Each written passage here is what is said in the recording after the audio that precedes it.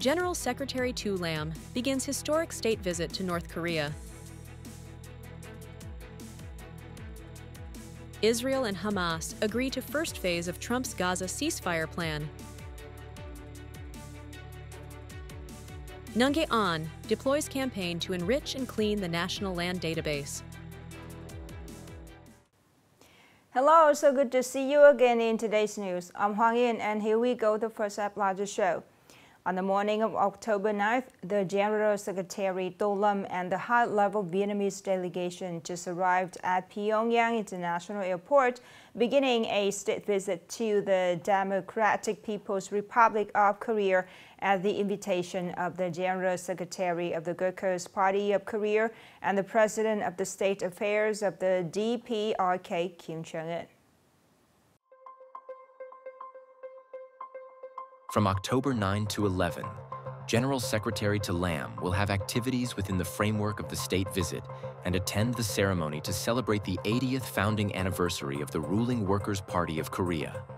Lam's state visit, which marks the first visit to North Korea by Vietnam's top leader since 2007, also comes as the two countries celebrate the 75th anniversary of their diplomatic ties this year, reflecting the importance that the two parties and states attach to the long-standing ties between the nations. The visit continues to affirm Vietnam's consistent foreign policy of valuing relations with traditional friendly countries. Qatar and the U.S. just announced that Israel and Hamas have agreed to the first phase of a peace plan to pause fighting and release some hostages and prisoners held in Gaza. U.S. President Donald Trump announced the agreement on his Truth Social network, expressing his proudness to announce that Israel and Hamas have signed the first phase of the peace plan. According to Trump's announcement, all of the hostages held in Gaza would be released soon, and Israel would withdraw troops to an agreed-upon line as the first step to a strong, durable, and everlasting peace.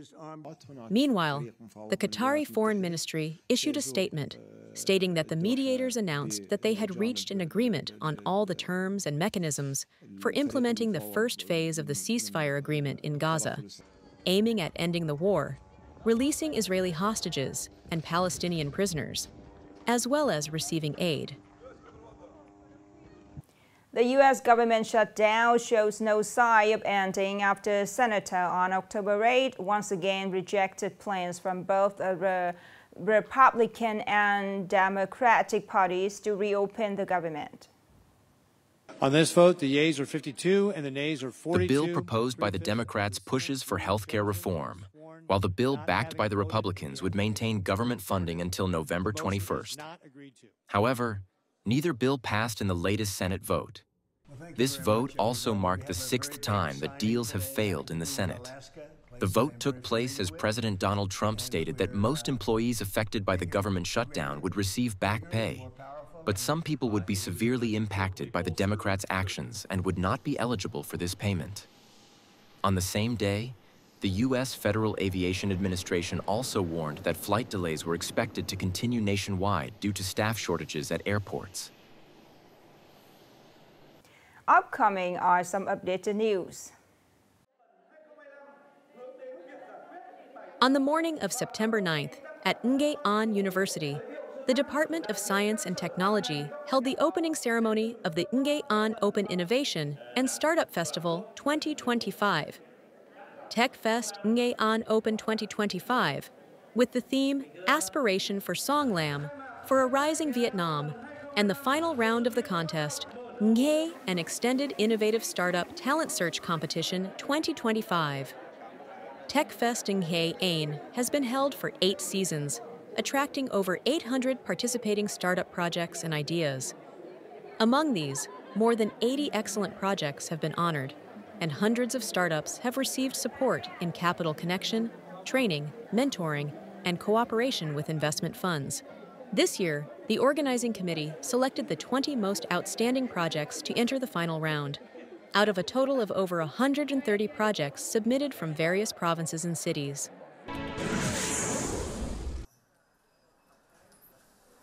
As of September 30th, Ngayon province had approved investment policies and granted investment registration certificates to 55 projects with a total investment of over 11.2 trillion VND.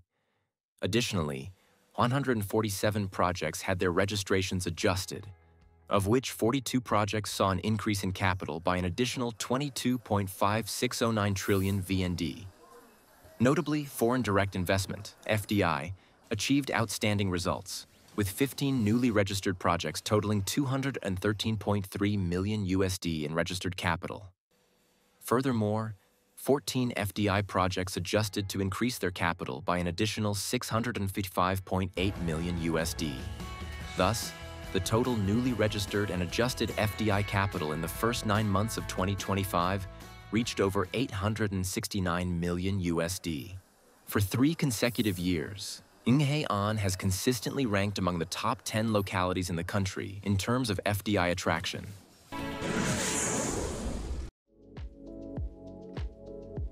Cam Than Village in Hoi An Dong Ward of the central coastal city of Da Nang has been named one of the 50 most beautiful villages in the world for 2025 by the US's Forbes magazine. More than just a local pride, Cam Than is reaching international heights as a distinct and sustainable ecological and cultural destination. Cam Than Village is not only a site of special historical value, but also a unique ecological zone with stunning scenery and the biodiversity of its mangrove forest system. The village's inclusion in the top 50 most beautiful villages in the world is a great source of pride for the local people. It also affirms the increasingly high position of Da Nang tourism on the global map.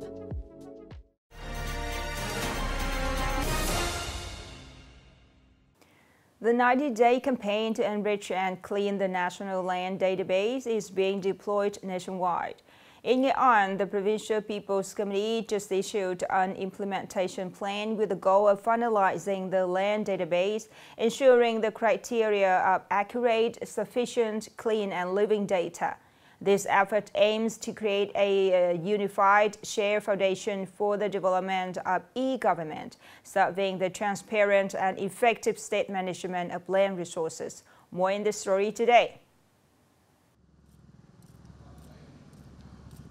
In Ngayon, immediately after receiving Plan Number 515 from the Ministry of Public Security, Ministry of Agriculture and Environment, the Provincial People's Committee issued a directive to the Department of Agriculture and Environment, the Provincial Police, and the People's Committees of wards and communes for implementation.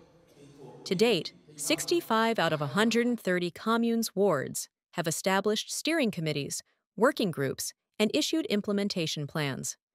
In Tan Chau Commune, in addition to the members of the steering committee, the party cell secretary, and hamlet chiefs, the commune also plans to mobilize the youth union members to participate and provide support. Tan Chau Commune has trained professional staff and provided initial data records.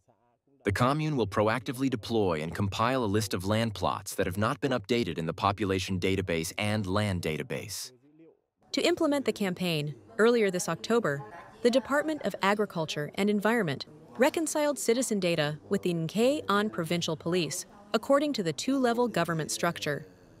This reconciliation involved a total of over 3.337 million records of land users, homeowners, whose information needed to be matched.